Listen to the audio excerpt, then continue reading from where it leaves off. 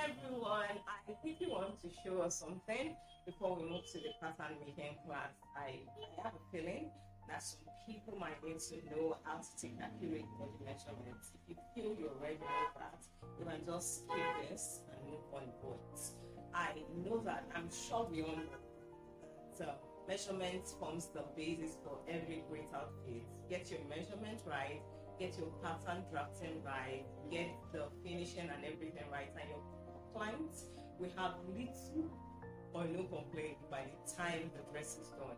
But once the measurement is wrong, that's actually the basis. Like even if you get every other thing right, the measurement being wrong will already hurt the dress.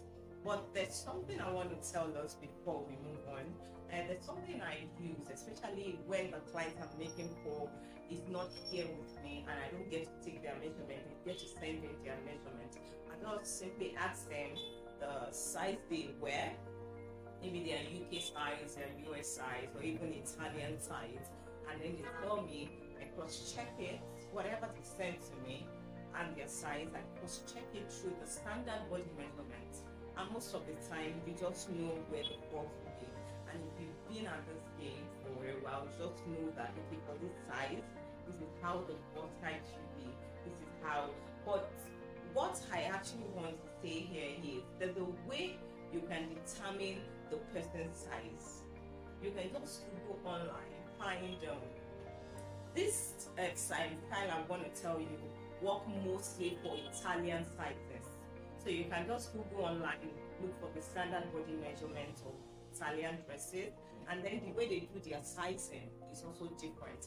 And there's a way you can determine the person's size, even if they are not with you. You can just tell the person, okay, take a measuring tape, turn it to the centimeter side, and then take it around the person's chest like this.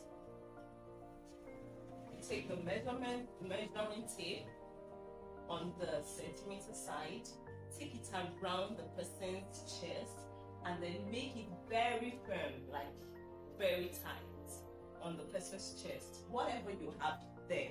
I have 80 centimeters here. So I have 80 centimeters here. I divide the 80 centimeters by 2.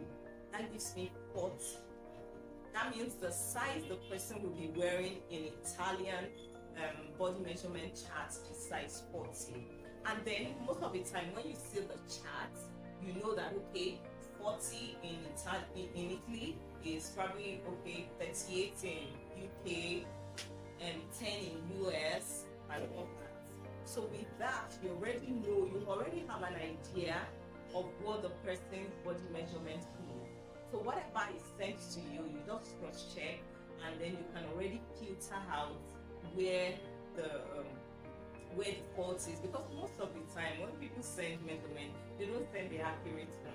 They just ask their auntie, their daughter, their friend, just take the measurement, and then they send it to you, and they expect a perfect dress. But if you have a knowledge of this, you can already tell the person's size, you can tell where the measurement is wrong and all that.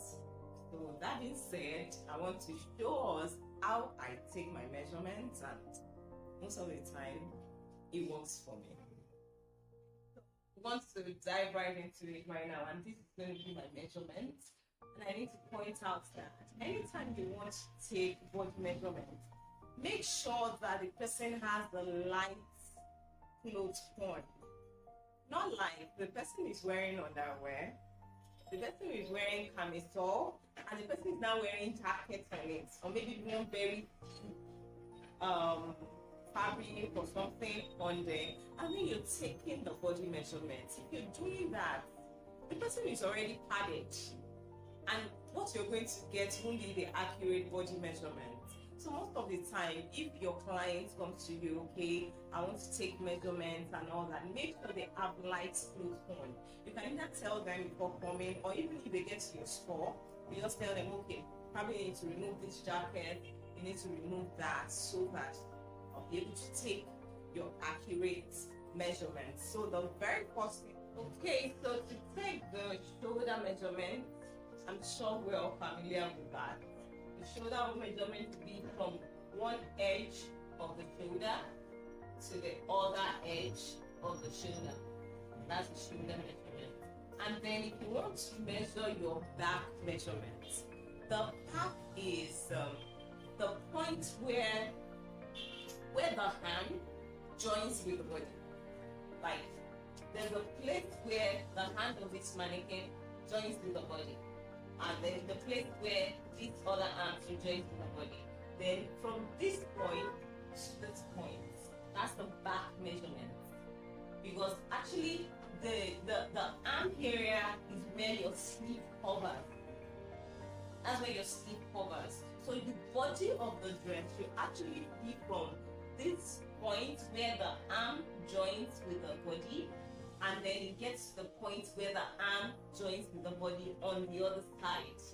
By the time you're taking your back measurement, it shouldn't extend to the arm area. Okay? I hope we're following. So that is the back and the shoulder. And then in taking the bust measurement, just simply take the measuring tape around the person's bust area, the peak of the bust from the back to the front, and then the bust measurement is taken. And the next thing would be to take the bust height measurement. The bust height measurement. The bust height measurement is done by you simply putting the measuring tape on the highest point of the shoulder of the person you're sewing for, highest point of the shoulder to the peak of the bust. To the peak of the bust. That's the highest point of the bust. That's how your bust height measurement is done. And then the next thing would be to take the shoulder to under bust. So you simply just put your measuring tape at the bust height as it is, and then run it down to the under bust. You just take it down to under the bust.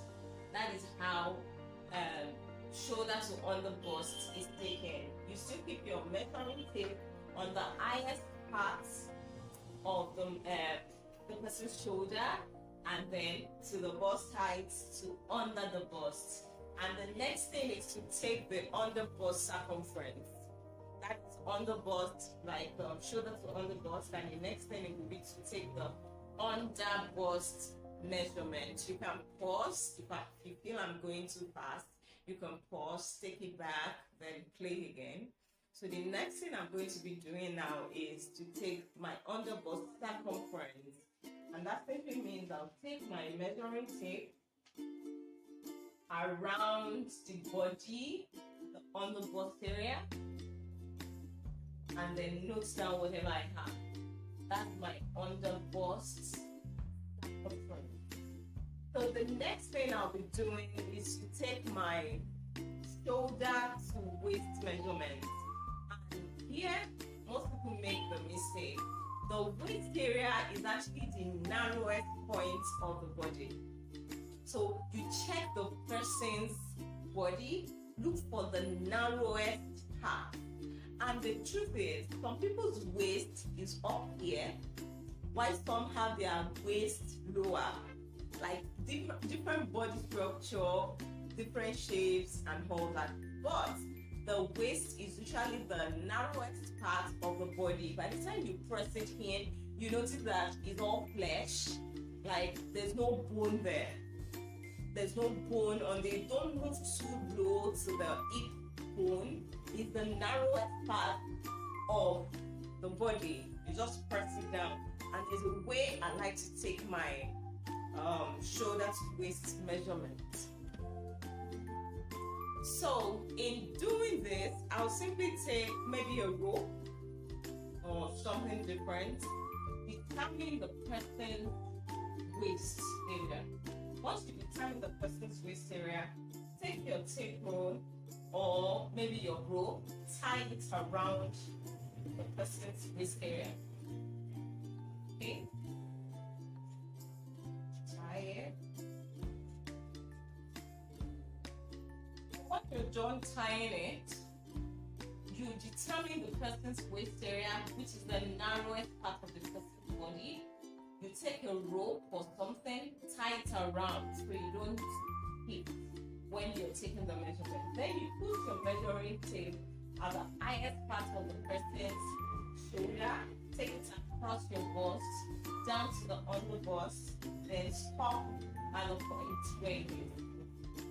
And most of the time, because of the fullness of the bust, the person's front waist length is always different from the back waist length. So if the person is really busty, the difference between the front waist length and the back waist length will be much. But if the person is slim like me, you can get away with a lot. Like the difference between the front waist length and back waist length won't be so much. Okay, so in taking the front waist length, you just do this, take it across, stop. And then you turn to the person's back with your rope or whatever it is still sitting here. Then you do the same thing at the back. When you do that, you already discover that there's difference. Like what I have here, shoulder to waist measurement at the front is 17 inches. And for the back, I have 14.5 inches. Can you tell the difference? And that explains why, okay, if you don't do all of the difference, you don't subtract and all that, when you're done making the dress, there's always this piece of like the zip bulging out and all that. But once you take all this into consideration, your dress will come out, smooth at the back and it will lay properly. Okay, so that is how to take your shoulder to waist measurement. And then from there, you can just take the hip depth from the waist, you take it to the highest point of the bone. That will give you your hip depth. So when you want to do your joining for the waist, for the sides of the dress, or maybe even side of your skirt, you need that. So you take your hip depth, and at the point of the hip depth, you take your hip circumference as well. So you take the measurement tape around the body, take the hip circumference. And I need to point out something here. If there are different ways to take your bust measurement and then your hip measurement and all. There's a way you can also do it, like you take the front bust separately. You simply take your measuring tape from one side of the person's bust area to the other side. So you take the front bust, then you take the back bust. And the same thing if you want to take the hip measurement, you take the front hip and then you take the back hip. This is it's looking like a lot, but if you take all of this measurement and you incorporate them, like you use them in your dressmaking and all that, what you have is going to be really good, like fitted and lovely dress. So that being said, you don't go ahead, do your dress length.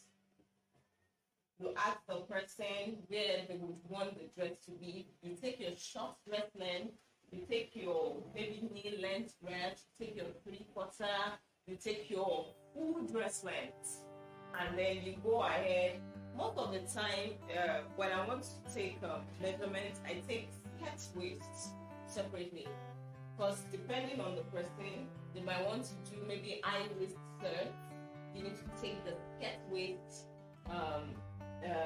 measurement separately for that.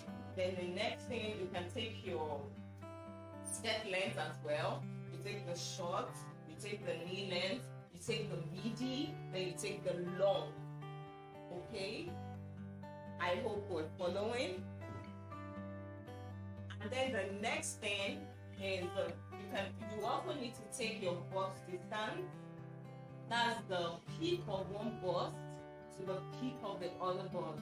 Some people call it nipple to nipple, but I call it bust distance. You take your bust distance as well, which you're going to be using for your pattern making. That's actually very, very important.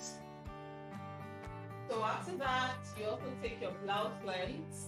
You can take different lengths of blouse depending on what you're planning to ask to make. They might ask you to do something like a really long length of blouse. So you take that into consideration. So you take the normal blouse length, then you take like slightly longer, such that when they place an order, you don't have to keep taking the measurement again and again. Then the next thing would be to do the sleeve measurements. The sleeve measurement. So I usually do this.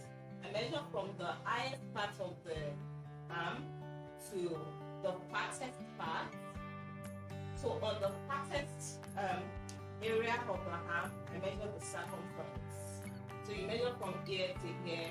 Most of the time it could be 5, it could be 6. So on that fixed point, which is the biggest part of the arm, you measure the circumference around. Then you do from here to the elbow area. Then you measure the circumference as well. Then you do you take a 3/4 length. 3/4 length. Then you measure the circumference at that point as well. Then you do the full length. Then you measure the circumference. So there was a time like that I came across someone. There are people actually that one part of their arm, one of their hand is bigger than the other. So you can just ask the question such that when you are cutting and making, you put that into consideration.